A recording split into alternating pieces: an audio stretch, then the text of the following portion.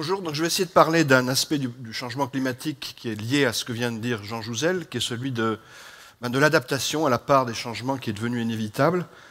Alors c'est un sujet qui est quelquefois porteur d'ambiguïté, parce que, on peut se dire, si on vraiment arrive à réduire les émissions de gaz à effet de serre, on n'aura pas besoin de s'adapter aux conséquences.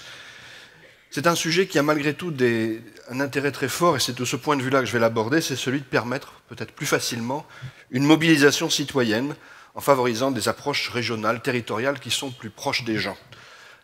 Alors, le changement climatique se décline souvent sous cet adage bien connu, penser global pour agir localement, et on peut renverser un petit peu les termes de cette phrase. L'aspect global, il est inévitable dans le fait que les gaz à effet de serre sont partagés à l'échelle de la planète, et donc il faut réussir à les diminuer de manière collective à l'échelle de la planète. On a néanmoins une évolution locale qui se marque par des conséquences dont certaines sont déjà visibles. Il y a des conséquences qu'on pourrait appréhender comme des conséquences directes du réchauffement, par exemple le relèvement du niveau de la mer qui est associé à la fonte des glaciers, beaucoup des impacts du vivant, dont il sera question dans l'exposé suivant, des impacts sur le vivant, et puis aussi des impacts qui sont de nature un peu différente quand on les perçoit au niveau local, c'est des impacts qui sont le résultat d'un dérèglement climatique. Quand on parle de dérèglement climatique associé au réchauffement, on parle beaucoup du rôle de l'atmosphère. L'atmosphère est un fluide qui est imparfaitement prévisible, donc qui a des caprices, et on sait définir des zones de risque, mais on sait un peu moins définir exactement où et quand ces risques se manifesteront. Alors, la notion d'urgence est aussi à prendre en compte en pesant le poids de ces deux effets. On a une urgence absolue qui est liée au fait que les gaz à effet de serre restent longtemps dans l'atmosphère. Le CO2 reste un siècle, sa demi-vie dans l'atmosphère est un siècle. Donc les gaz qu'on émet aujourd'hui restent très longtemps et il faut s'épargner. Le coût d'un an de retard dans les mesures que l'on prend pour réduire les émissions de gaz à effet de serre est un coût qui est reporté sur l'ensemble du siècle et qui est donc extrêmement important. Par contre, les conséquences sont des conséquences qui sont un petit peu décalées dans le temps. Il y en a qui sont déjà visibles, un peu partout, même quelquefois importantes, un peu partout aussi, mais le plus dur est à venir, et ce plus dur, on a un peu de temps, c'est quelquefois le temps de la démocratie, pour essayer de le préparer. Alors, moi j'ai une expérience qui est un peu en rupture avec mon travail, je suis vraiment un modélisateur du climat global de la planète, mais de plus en plus, j'ai eu à m'intéresser à des aspects locaux de ces changements. Alors, des travaux avec l'Argentine, qui est un pays proche, il y a des égards pour moi, avec à l'occasion d'un travail un peu spécifique dont je vais parler, sur l'Aquitaine. Et donc, je suis bordelais d'origine, j'ai été approché par le conseil régional d'Aquitaine pour essayer de faire un travail dont je vais essayer de m'inspirer pour vous donner quelques idées de ce qu'apporte un regard régional, local, territorial sur les changements climatiques. Alors, d'abord, une raison de s'intéresser à ces problèmes, c'est que, bon, ils sont là, voilà les émissions de gaz à effet de serre réelles, aujourd'hui, elles n'ont pas commencé à diminuer, on espère que les efforts qui seront ceux que permettront les négociations à venir les feront diminuer. Pour le moment, on engage l'avenir, on l'engage fortement, et donc c'est quelque chose qui mérite attention, et qui mérite attention aussi parce que c'est une carte que je voulais montrer avant de parler de ma région bordelaise, où on a peut-être des problèmes de luxe comparés à ceux d'autres pays du monde. Vous avez ici une des conséquences les plus directes du réchauffement, c'est une conséquence sur la production qu'on appelle primaire nette, qui est la production de masse végétale, directement associée à la photosynthèse. Et vous voyez que cette production va être affectée de manière adverse dans les régions du sud, enfin en fait les régions équatoriales, et de manière positive dans les régions du nord. Donc gardez en tête le fait que les conséquences qu'on va regarder sur notre territoire national sont importantes, je vais le montrer, mais ne sont peut-être pas aussi importantes, aussi vitales que dans d'autres régions du monde.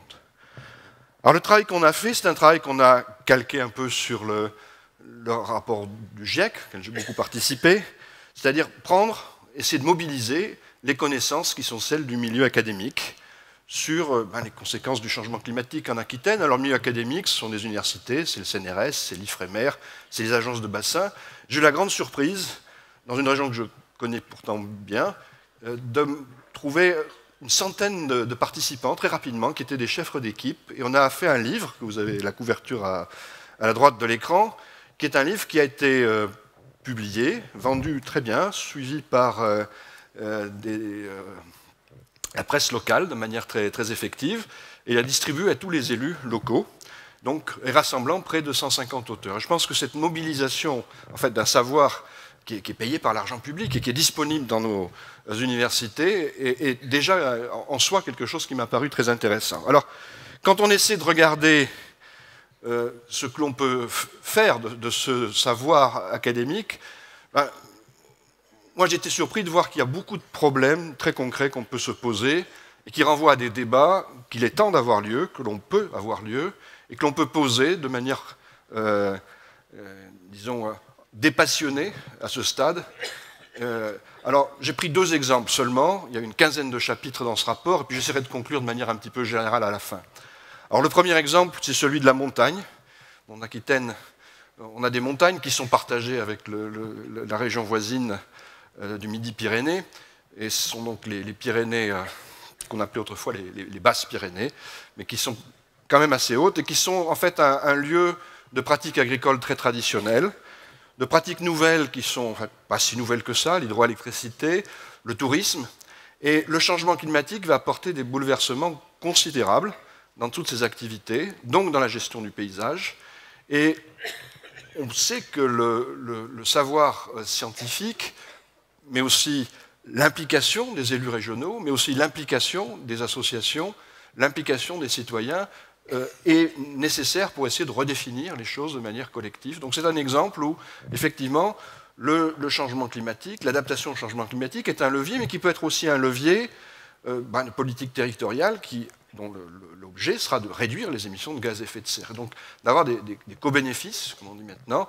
entre réduction des émissions de gaz à effet de serre et adaptation à une donne qui est nouvelle. Alors, on ne peut pas rentrer dans tous les détails, mais il y a à la fois aussi la biodiversité, qui est un élément majeur du tourisme dans ces régions, puis un élément majeur de notre patrimoine, qui est très affecté dans les régions montagneuses, puisque quand la température monte, les espèces remontent jusqu'à ce qu'elles ne puissent plus remonter quand elles atteignent le sommet des montagnes. Un autre exemple que je vais développer sera le deuxième, mais je vais le faire en 2 parties, c'est le littoral. Alors le littoral a subi cet hiver une érosion très anormale, très inhabituelle, disons, dont on ne sait pas, on ne peut pas dire dès qu'il s'agit de phénomènes qui sont liés aux tempêtes, aux caprices, je parlais de l'atmosphère, si c'est déjà les prémices du changement climatique, ou si c'est un phénomène qui survient rarement et qui survient juste cette année-là. Mais en fait, on sait que se protéger de ces événements futurs, de ce qui peut se produire dans le futur, c'est se protéger déjà de ce qui arrive aujourd'hui. Et toute la zone de dunes est une zone qui est une zone où on connaît la protection. La protection naturelle, c'est celle des dunes et de la qualité de ces dunes. Vous avez ici une dune telle qu'elle a été restaurée près du Cap Ferret par le conservatoire naturel, par le conservatoire du littoral. Vous voyez que la végétation qui repousse, c'est le meilleur garant, en fait, de la tenue des dunes. Et il y a actuellement des villes, et c'est débattu au niveau du conseil régional, et notre rapport a participé à cet effort, qui envisagent de se retirer derrière les dunes, qui se sont avancées vers la plage et qui envisagent de se retirer vers les dunes. Alors, il y a un autre aspect au changement des littoraux, c'est l'aspect de submersion. Alors, je vais faire un tout petit détour par le vin. Cette submersion, elle touche des zones qui sont à la fois celles du littoral atlantique, mais aussi en Aquitaine, celles des grands deltas. Alors, il y a un vrai grand delta qui est la Gironde, il y a un delta auquel les Basques tiennent, qui est celui de l'Adour, plus au sud. Voilà, donc moi j'ai montré cette image de Margaux, je ne parlais pas beaucoup du vin, mais pour montrer qu'il y a beaucoup de vignes qui sont effectivement dans des régions submersibles, et en particulier les vignes de Margaux, du château Margaux. Alors, si on regarde cette carte, vous avez à gauche les cartes qui montrent la zone du pain et du vin. Donc là, le pain et le vin en Aquitaine, c'est une religion qui est aussi plutôt le pain maritime que le... Et vous avez à droite les zones de submersion, qui sont des zones de submersion effectivement étendues et qui touchent des zones où il y a beaucoup de beaucoup d'activités économiques clés. Bon, la question, c'est déjà, au jour d'aujourd'hui, si on sait que dans quelques décennies, on a des risques de submersion, qu'est-ce qu'on fait? Est-ce qu'on s'y protège? Est-ce qu'on s'en préoccupe? Est-ce qu'on se protège? Est-ce qu'on en débat? Comment est-ce qu'on en débat? Donc tous ces aspects-là sont des aspects qu'on peut mettre en route au travers d'un partage entre scientifiques, élus et citoyens au travers de leurs associations ou directement. Alors, voilà, c'est une vue qui vous montre l'aspect de cette zone de la Gironde où se réunit à la Dordogne, enfin, on voit le bec d'Ambès où la Garonne et la Dordogne se rejoignent. On voit que c'est des terres qui sont extrêmement peu élevées sur l'eau et qui sont effectivement des terres submersibles et qui sont des terres effectivement très riches en termes d'activité économique. Alors, je dirais que ce que j'ai pris ces exemples, je voudrais généraliser un tout petit peu dans les 2 minutes qui me restent. C'est parce que je pense que derrière l'adaptation au changement climatique, il y a une manière de montrer le rôle de l'homme et d'impliquer les citoyens dans les changements climatiques.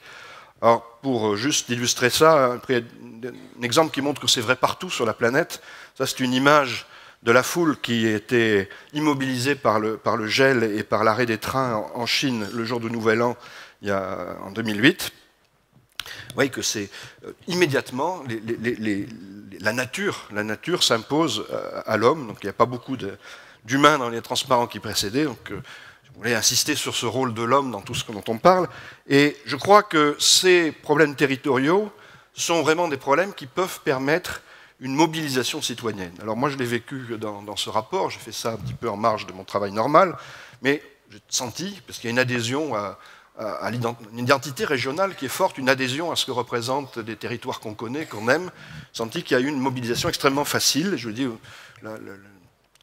une vente par exemple du livre qui était très remarquée. Et je pense aussi que on a besoin de cela pour essayer de construire des infrastructures qui soient à la fois adaptées aux diminutions de gaz à effet de serre, qui soient à la fois adaptées à la prise en compte des aléas à venir, et puis d'avoir un cadre motivant pour développer ces idées. Je pense que l'échelle régionale est une bonne échelle. Alors, ayant dit cela, je voudrais faire attention, et je vais essayer de mettre ça sur un dernier transparent, il ne faut pas en faire un alibi. Et c'est le gros danger associé à ces politiques d'adaptation, c'est d'en faire un alibi pour ne rien faire au niveau des émissions de gaz à effet de serre. On a absolument besoin, et je l'ai dit au début et je le répète à la fin, on a absolument besoin de diminuer les émissions de gaz à effet de serre. L'adaptation peut être un élément de mobilisation, doit être un élément de mobilisation. C'est aussi une nécessité dans beaucoup de pays, en particulier dans les pays du Sud, mais ça ne remplacera pas la nécessité absolue de diminuer les émissions de gaz à effet de serre dans un futur proche. Voilà, merci. Merci.